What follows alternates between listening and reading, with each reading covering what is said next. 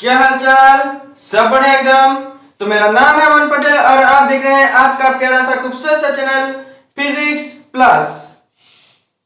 तो आज हम शुरू करने वाले हैं क्या? आज हम शुरू करने वाले हैं the series of quantum mechanics. क्या आज हम शुरू करने वाले हैं the series of quantum mechanics.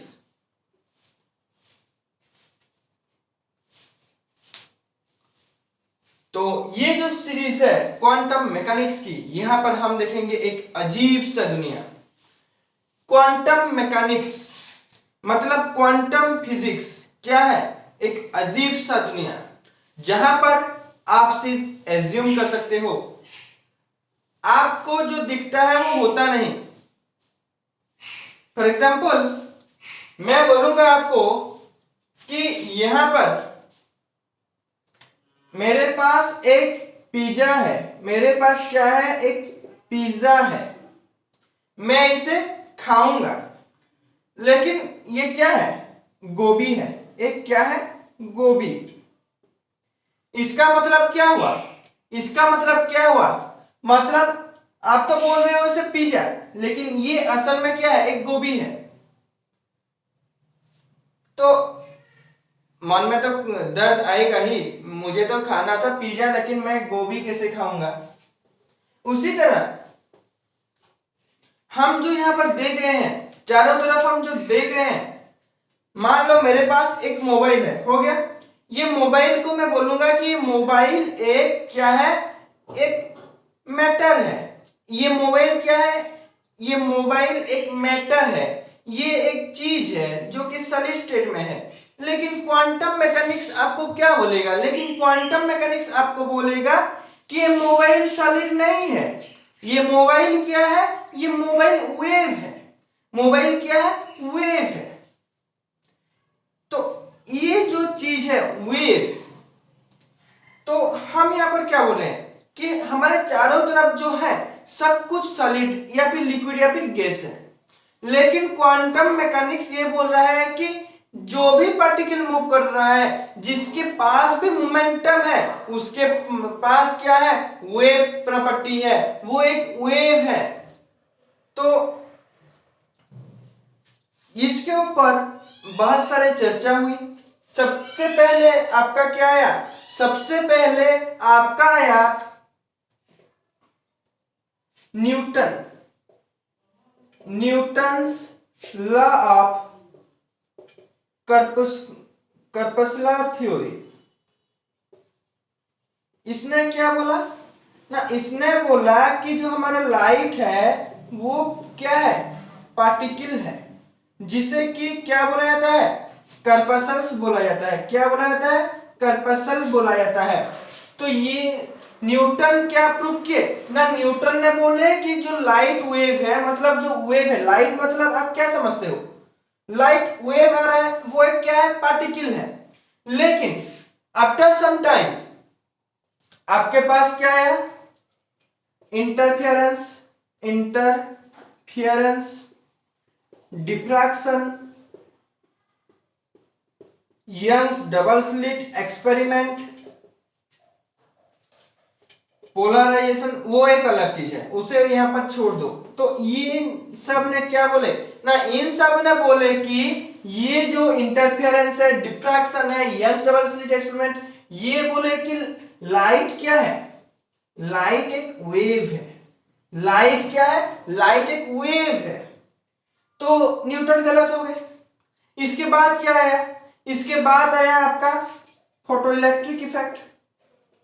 Photoelectric effect, photoelectric effect के आने से क्या हुआ? यहां पर एक्सपेरिमेंट हुआ, एक्सपेरिमेंटल सेटअप हुआ, और एक्सपेरिमेंटल सेटअप होने के बाद यहां पर यह प्रूफ हुआ कि आपका लाइट क्या है? आपका लाइट एक क्या है? पार्टिकल है। लाइट क्या है? आपका एक पार्टिकल है। हो गया। इसके बाद उसी तरह कॉम्पटन इफेक्ट आया। कॉम्पटन इफेक्ट, ये भी क्या बोला कि लाइट एक पार्टिकल है। तो कुछ साइंटिस्ट बोले लाइट एक पार्टिकल है, कुछ साइंटिस्ट बोले कि लाइट एक वेव है।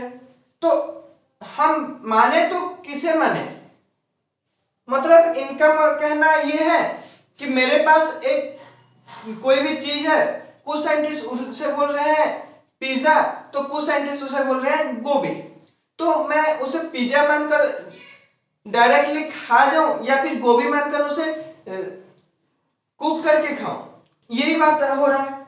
तो इसका मतलब क्या हुआ, इसका मतलब ये हुआ कि यहां पर क्या थोड़ा प्रॉब्लम है, जो कि आपका क्लासिकल मैकेनिक्स, क्लासिकल फिजिक्स आपका एक्सप्लेन नहीं कर पाया। अब जैसे कि इसको क्लासिकल फिजिक्स एक्सप्लेन नहीं कर पाया, यहां पर आता है हमारा क्वांटम फिजिक्स। क्या आता है हमारा क्वांटम फिजिक्स। और क्वांटम फिजिक्स का शुरुआत होता है, क्वांटम फिजिक्स का शुरुआत होता है आपका सबसे चहीदे इक्वेशन डी ब्रोगली इक्वेशन।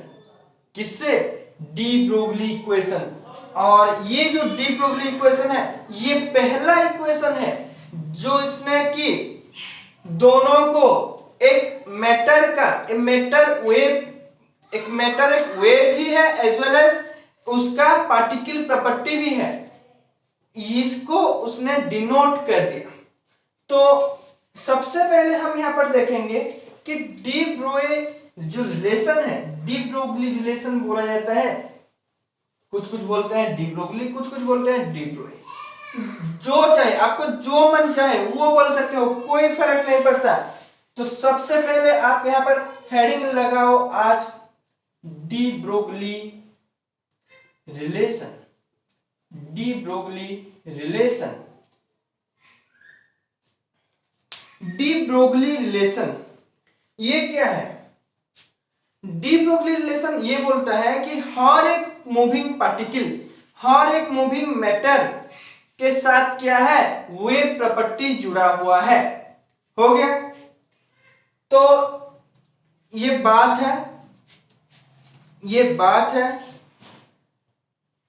1923 का, जब ये बात है 1923 का, जब डी ब्रोगली ने क्या कर रहे थे ना, डी ब्रोगली ने पीएचडी कर रहे थे। उस वक्त उनका जो रिसर्च पेपर था, थीसिस लिखने के बाद उन्होंने एक स्टेटमेंट लिखा था कि वो स्टेटमेंट ये था कि all moving particle associated with matter waves, और उन्होंने इक्वेशन लिखा था lambda is equal to h by p, lambda is equal to h by p। तो ये जो उन्होंने लिखा था, कोई एक्सपेरिमेंट नहीं किया था, उनके दिमाग में आया था और उन्होंने ये लिख लिया था। हो गया, इसका प्रॉपर डेरिवेशन है, उसको भी हम करेंगे। तो उन्होंने तो ये लिख लिया था कि ये होता है, तो वो थीसिस जो था उनका किसी का भी समझ में नहीं आया, तो क्या रिजेक्ट कर देंगे, नहीं, रिजेक्ट नहीं किया गया। ये जो एक कंसेप्ट उन्होंने दिया, ये कंसेप्ट के लिए खुद आइंस्टाइन को आना पड़ा, उस यूनिवर्सिटी को आइंस्टाइन को बुलाया गया, और आइंस्टाइन ने जब आए वहां पर उन्होंने ये बोला कि ये थीसिस को आप प्रॉपर मार्किंग से क्या करो, एक्सेप्ट करो, इसमें है कुछ तो है, उन्होंने बोला कुछ तो है। हो गया, तो ऐसे कि डी ब्रोगली जो थे, डी ब्रोगली की इस थीसिस को पास करने के लिए खुद आइंस्टाइन को आना पड़ा था। तो डी ब्रोगली रिलेशन ये बोलता है कि all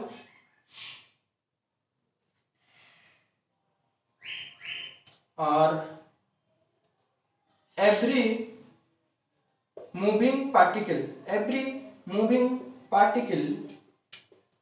is associated with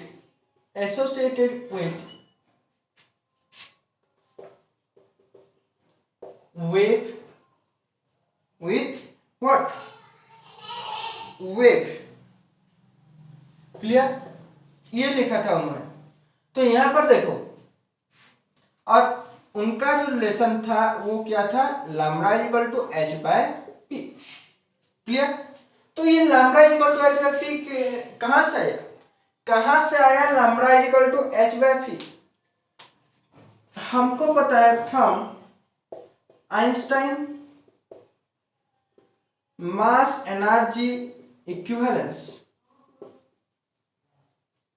Einstein के जो मास एनर्जी इक्विवेलेंस है वहां से हमें यह पता चलता है कि क्या E is equal to M C square. क्या है? E is equal to M C square. Again हमें यह पता है from Planck's quantum theory, Planck's quantum theory के से Planck's quantum theory gives, quantum theory से हमें यह पता है कि E इज इक्वल टू क्या होता है? H new. एच न्यू का मतलब क्या है? H C by lambda. ये हो गया आपका इक्वेशन नंबर 2। तो इक्वेशन नंबर 1 और इक्वेशन नंबर 2 में सिमिलर चीज कौन है? ई ई। क्लियर? तो हम उन दोनों को अगर इक्वेट कर लेंगे तो हमारे पास क्या आ जाएगा? So M C square is equal to H C by lambda. Clear? That implies C से यहां पर कैंसिल हो गया तो h है आपका। हमें यहाँ पर लैम्ब्डा अगर हम इस तरफ ले आए तो नीचे h बाय एम सी हो जाएगा। तो c क्या है? Velocity of light. m क्या है? Mass of the particle. तो फाइनली हम इसे lambda equal to h by p लिख सकते हैं या नहीं? लिख सकते हैं। क्लियर? तो यहां पर अब सवाल उठने लगा, देखो यहां पर मोमेंटम लैम्ब्डा आपका जो है, लैम्ब्डा आपका क्या करता है? वेव प्रॉपर्टी को शो कर रहा है। ये जो इक्वेशन देखो, ये इस इक्वेशन को आप फील लो। मैथमेटिकली तो हम निकाल लिए इससे कि ये सही है, इक्वेशन से हम निकाले हैं। तो ये जो इक्वेशन है यार, इस इक्वेशन को जरा फील करके देखो। यहां पर आपका क्या है? ये h क्या है आपका? Planck's constant. ये क्या है आपका? Planck's constant. चलो ये तो प्लैंक्स कांस्टेंट हो गया, लेकिन तो फिर लैम्ब्डा 1 बाय पी, ये क्या है? वेवलेंथ। वेवलेंथ थोड़ा यहां पर समझने की कोशिश करिएगा। लैम्ब्डा आपका क्या हो गया? वेवलेंथ। क्लियर? पी आपका क्या है? मोमेंटम। यस और नो? यस। तो इससे वेवलेंथ जो है वो क्या है? वेवलेंथ आपका वेव प्रॉपर्टी है, लेकिन मोमेंटम आपका क्या है? Particle property. जब एक पार्टिकल मूव कर रहा है, फॉर एग्जांपल यहां पर आपका है एक मार्कर, ये मार्कर यहां से शू इधर गया, मूव किया, तो इसका क्या है? मोमेंटम है, कुछ मोमेंटम था। मोमेंटम है इसका मतलब ये क्या? पार्टिकल में है, पार्टिकल प्रॉपर्टी शो कर रहा है। लेकिन यहां पर लैम्ब्डा भी है जो कि वेवलेंथ को शो कर रहा है।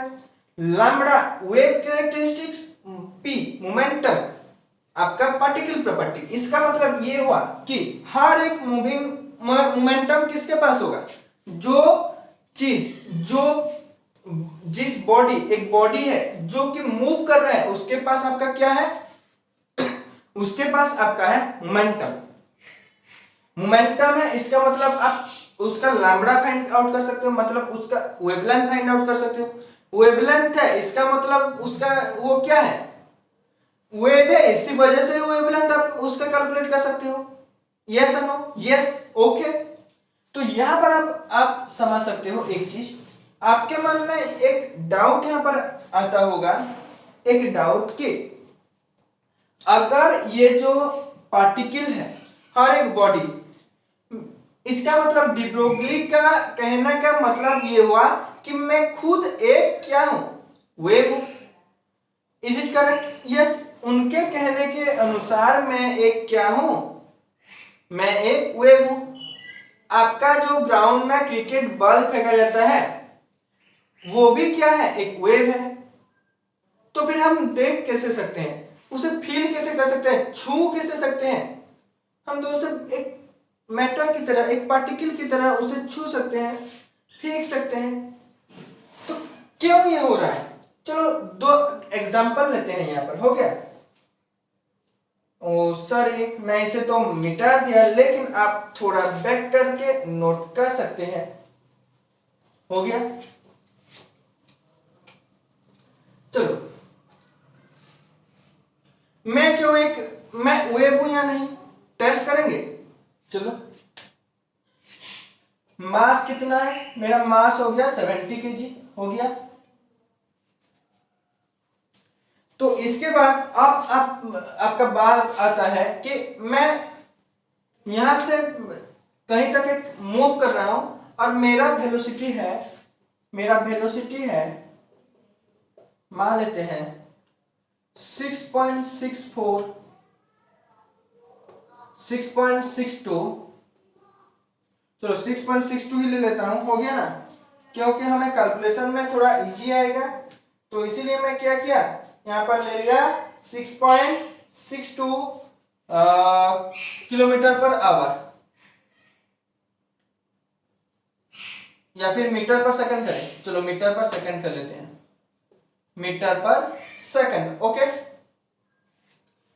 तो मास इंटू वेलोसिटी, तो मोमेंटम मेरा कितना हो गया, momentum P is equal to 70 into 6.62। Momentum का यूनिट क्या होता है, momentum mass into velocity, mass KG metre per second. और आप इसे बोल सकते हो क्या, और क्या बोल सकते हो, फोर्स क्या होता है, dp बाय dt, यस और नो, मतलब आपका न्यूटन पर सेकंड भी आप बोल सकते हो, यस और नो, यस, हो गया। तो मोमेंटम आपका आ गया कितना, p। अब लैम्बडा निकालो, h बाय p, h कितना है 6.62 इंटू 10⁻⁻34। p कितना है, मोमेंटम कितना है आपका, मोमेंटम है 70 इंटू 6.62। फाइनली ये कितना आ गया, कट कट कट, मर गया ये 6.62 मर गया। आपके पास अब है 1/7 इंटू 10⁻⁻35, 7 0.1 4 इंटू 10⁻⁻35, ये है आपका लामड़ा।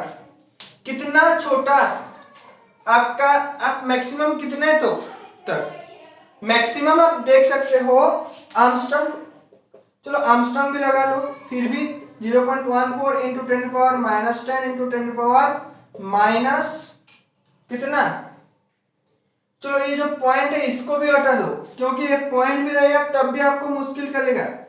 14 इंटू 10⁻⁻35 इंटू 10⁻⁻2, जो कि ये -37 हो गया, हो गया -37। अब इसे आर्मस्ट्रांग में कन्वर्ट करो, 14 इंटू 10⁻⁻27 आर्मस्ट्रांग ये आएगा, यस और नो, यस, 14 इंटू 10⁻⁻27 आर्मस्ट्रांग, मतलब आर्मस्ट्रांग में कन्वर्ट कर लिए तब भी आपका क्या है, ये जो लैम्ब्डा का वैल्यू है ये आपका ऑर्डर 10⁻⁻27 आर्मस्ट्रांग के ऑर्डर में है। इसका मतलब आप उसे देख भी नहीं सकते, ऐसे कि इलेक्ट्रॉन माइक्रोस्कोप आपको कितना दिखेगा, इलेक्ट्रॉन माइक्रोस्कोप में आप माइक्रोमीटर तो देख सकते हो, या फिर ज्यादा से ज्यादा एडवांस टेक्नोलॉजी यूज करके नैनोमीटर या फिर आर्मस्ट्रांग तक देख सकते हो। तो यहां पर आपका ये क्या हो गया, 10⁻⁻27 आर्मस्ट्रांग ऑर्डर में आ गया, मतलब इसे आप देख तो नहीं सकते, देखना तो बहुत दूर का बात है, दिख तो नहीं सकता, लेकिन आप फील भी नहीं कर सकते, हो गया। इसीलिए मैं तो एक वेव हूं, लेकिन आप मुझे, मेरे अंदर जो वेव है उसे आप देख नहीं सकते, ये है। लेकिन अगर हम बात करें एक इलेक्ट्रॉन का,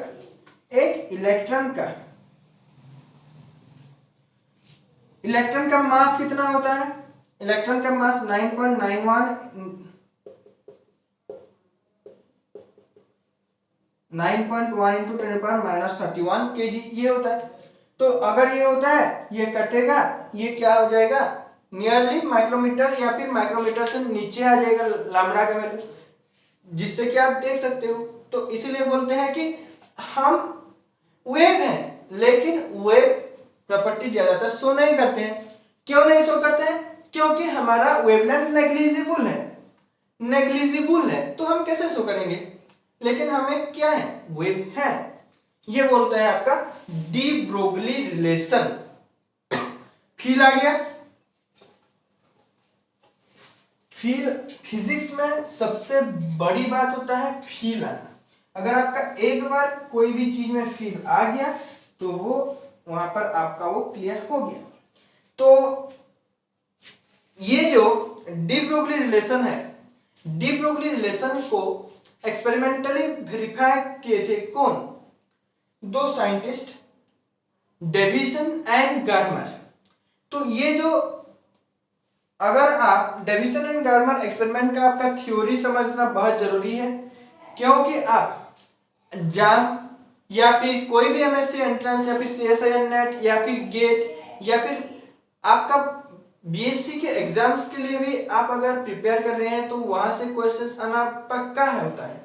अगर आप आपका बीएससी के लिए एग्जाम के लिए आप वहां पर अगर पढ़ रहे हैं तो ये जो डेविसन एंड गार्मर एक्सपेरिमेंट होता है वो लॉन्ग क्वेश्चन आता है। और अगर हम जाम की बात करें, कोई भी कॉम्पिटिटिव एग्जाम्स की बात करें, तो वहां से क्या आता है आपका मेनली कंसेप्चुअल क्वेश्चन जो होता है वो आता है मेनली इन एमएसक्यू। उसका जो कंक्लूजन आता है वहां पर कुछ ग्राफ्स आते हैं, वहां से बहुत सारे एमएसक्यू क्वेश्चंस आपका आते हैं। तो उनको इसको तो हम नेक्स्ट लेक्चर में डिस्कस करेंगे। आज हम जनरली डिस्कस करेंगे डी ब्रोगली रिलेशन जो है। ये डी ब्रोगली रिलेशन हम इसको क्या, डी ब्रोगली रिलेशन को मैं यहां पर पहले लिख लेता हूं। चलो, डी ब्रोगली रिलेशन आपका क्या है, lambda is equal to H by P. Yes और नो? तो अगर मैं बोलूं इसको आपको लिखना है एनर्जी के टर्म में, इन टर्म्स ऑफ एनर्जी। आप कैसे लिखोगे? इन टर्म्स ऑफ एनर्जी। चलो बताओ बताओ, इन टर्म्स ऑफ एनर्जी आप इसे कैसे कन्वर्ट कर सकते हो? मोमेंटम क्या होता है? पहले half M B square is equal to क्या होता है, एनर्जी। मैं ऊपर एक m मल्टीप्लाई किया, नीचे एक m मल्टीप्लाई किया।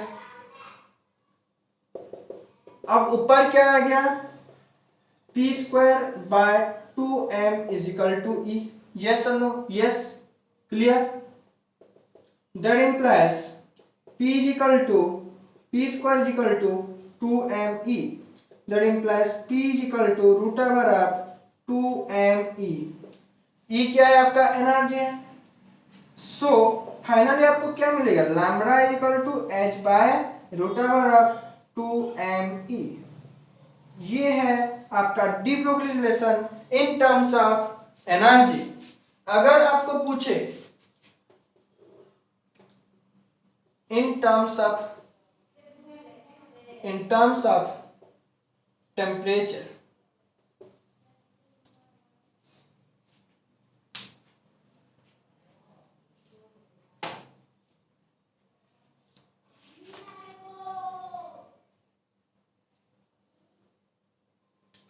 ओके, अगर आपको पूछे इन टर्म्स ऑफ टेम्परेचर तो सबसे पहला चीज जो है एनर्जी। एनर्जी हमें यहां पर पता है, एनर्जी क्या होता है, 1/2 kT। यस और नो? यस। एक्चुअली मैं ये क्या करता है, एन kT होता है, जहां पर कि हाफ एन होता है आपका डिग्री ऑफ फ्रीडम। अगर आपका डिग्री ऑफ फ्रीडम जितना होता है n/2 kT, अगर आपका डिग्री ऑफ फ्रीडम 1 है तो हाफ kT, 3 है 3/2 kT, तो यहां पर हम मान के चलते हैं 1 है। तो ये क्या हो गया, आपका एनर्जी मिल गया। आप उसे यहां पर पुट कर लीजिए, कितना हो जाएगा, h बाय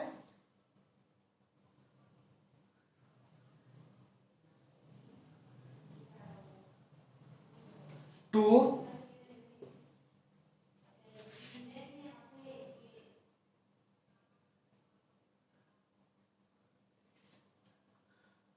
3/2 ले लो, क्योंकि हम यहाँ पर 3/2 क्यों लेंगे?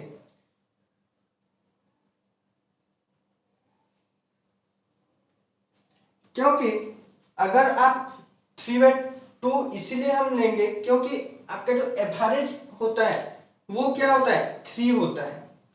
कैसे?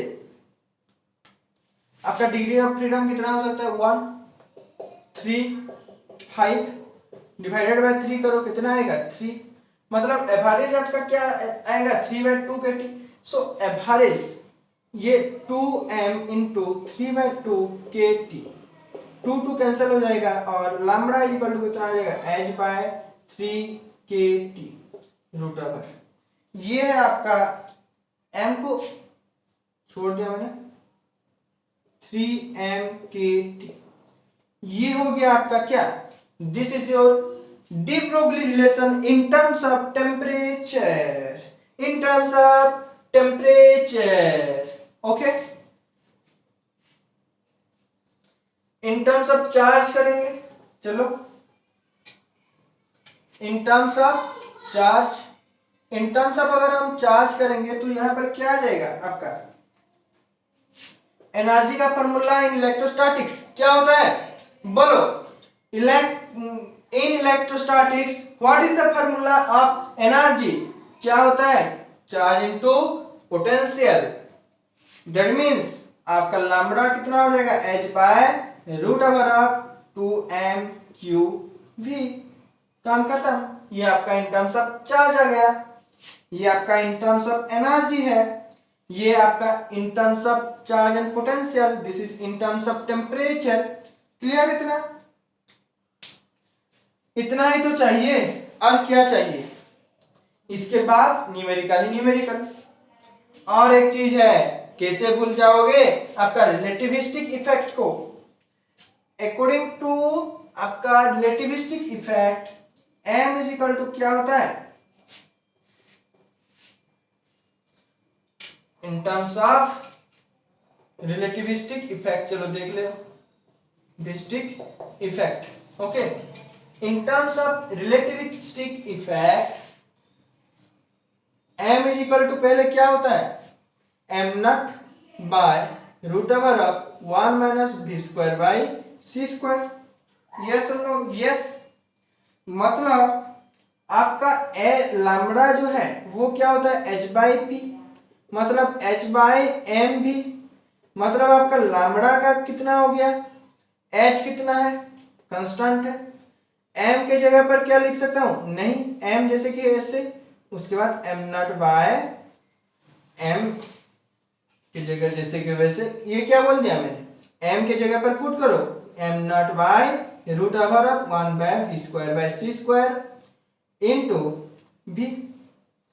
इसका मतलब lambda equal to h√1-v²/c² divided by m0v। ये आया। यस और नो? यस।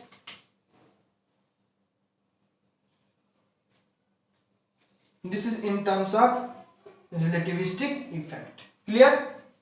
तो ये था आपका बेसिक्स ऑफ डी ब्रोगली relation and of quantum mechanics. इसके बाद आपका नेक्स्ट यहां पर कुछ न्यूमेरिकल्स करेंगे। उसके बाद नेक्स्ट लेक्चर के अंदर हम देखेंगे डेविसन एंड गर्बर एक्सपेरिमेंट। वहां पर आपका डी ब्रोगली रिलेशन खत्म। फिर आपका जो मेन चीज है वो आएगा, वो है वेव फंक्शन। वेव फंक्शन बहुत इंटरेस्टिंग चीज है। वहां पर आएगा आपका probability, concept of probability, average. हम एक वेव कहीं पर भी नहीं ले सकते। मैं नहीं बोल सकता है कि यहां पर एक वेव है मतलब वेव है, नहीं। हम ये प्रोबेबिलिटी के हिसाब से बता सकते हैं कि ये प्रोबेबल है कि यहां पर एक वेव है, यहां पर एक वेव होने की प्रोबेबिलिटी ये है, वो हम बता सकते हैं। लेकिन हम ये दावे के साथ नहीं बोल सकते हैं कि यहाँ पर एक वेव है, यहाँ पर एक मैटर है। मतलब मैं बोलूंगा कि मैं यहाँ पर हूं, ये भी सर्टेनिटी नहीं है। आप मुझे यहाँ पर देख रहे हैं, ये भी एक मतलब क्या सर्टेनिटी नहीं है, सब कुछ अनसर्टेनिटी है। और वेव फंक्शन से आता है आपका हाइजेनबर्ग अनसर्टेनिटी प्रिंसिपल। ओके, तो ये आपका क्लियर हो गया। कुछ न्यूमेरिकल्स करेंगे। ओके चलो, कम्स टू सम न्यूमेरिकल्स। तो बेसिक से हाई लेवल की तरफ जाएंगे। वैसे तो यहाँ पर आपका कोई भी हाई लेवल क्वेश्चन नहीं आएगा, क्योंकि इसमें है क्या, put the formula and get the answer, सिर्फ आपका कैलकुलेशन ही कैलकुलेशन। तो चलो मान लो एक हम क्वेश्चन लेते हैं जहां पर आपका एक बॉल है, हो गया, आपके पास एक बॉल है, आपके पास क्या है, एक बॉल है, इसका मास कितना है, 10 kg है, क्लियर। उसका वेलोसिटी है, चलो मान लो 1 metre per second. Okay,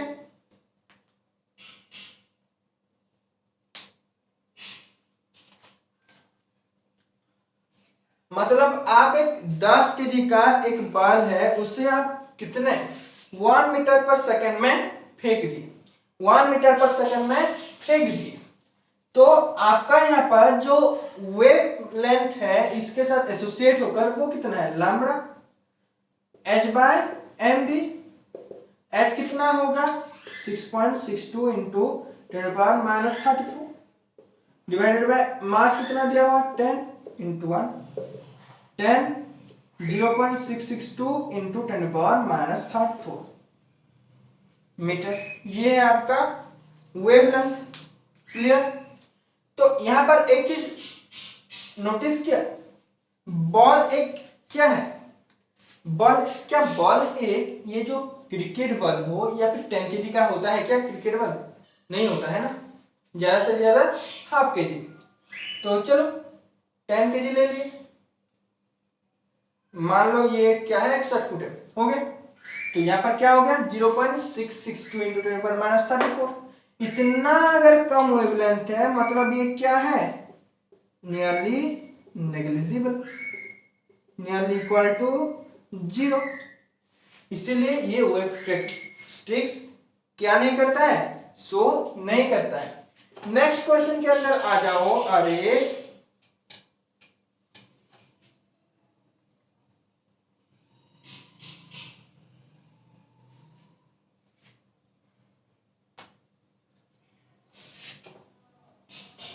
question ये है कि एक इलेक्ट्रॉन का वेवलेंथ कितना होगा अगर उसके पास पोटेंशियल है V और चार्ज है Q equal to 1.6 into 10⁻19 coulomb, हो गया। Then what is the mass, कितना होता है इलेक्ट्रॉन का, बोलो।